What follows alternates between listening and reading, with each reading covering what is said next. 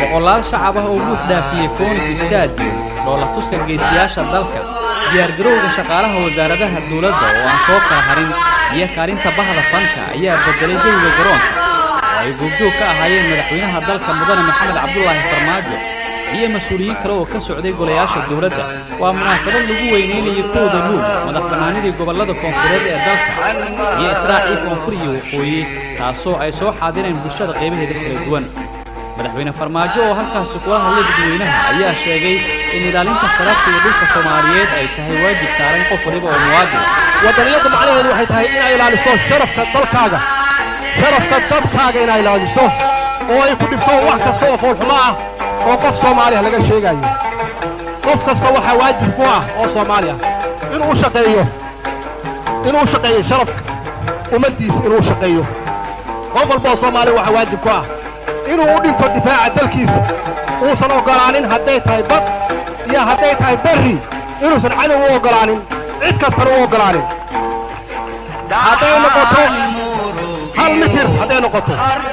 taas weeye wadaniga marka wadaniga aan doonayno oo aan maanta intaasoo qof isugu soo saarnay oo quruxda badan waxa weeye inaan carruurteenna birri u diyaarinno intaan iyo in ka badan inaan u diyaarinno carruurteenna inaan u diyaarinno taariikhdooda carruurteenna inaan u diyaarinno inay lahaayeen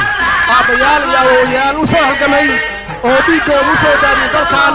isku haynteeda iyo midnimadeeda sidaas darteed waxa aan samaynayno waa waxa aan ka shaqaynayno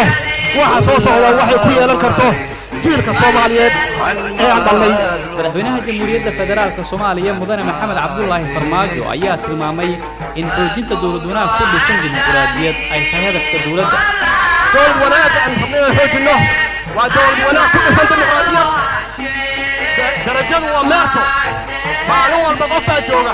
maanta anaa joogay shalay dad waale anaa joogay birri dad kalaa joogi doona waa inaan difaacno waa inaan dooranno madaxweynuhu waa astaan qaran dalkuna waa astaan qaran yaan la kala saarin madaxweyne qoys ah ma jiro madaxweynuhu markuu dhaarteeda doortay ummaddu wuxuu u dhaartay inuu u dhexeeyo ummaddu inuu cadaalad falayo inuu ka fogaanayo wax kasta oo ummadda kala qaybiya madaxweynihiinu waa kaas dowladdiinu waa taas dowlad ha ka raadina qabiil dowlad ha ka raadina qabyaalad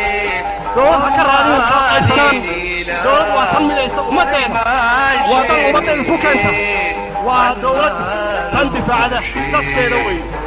madaxweynaha ayaa soo hadal qaaday sida ay dawladdu ula dagaalanto musuqmaasuqa waxaana uu si gaar ah ula dardaarmay shaqaalaha dawladda waa ka hadalnay musuqmaasuqa waa ciidanka dawladda buriya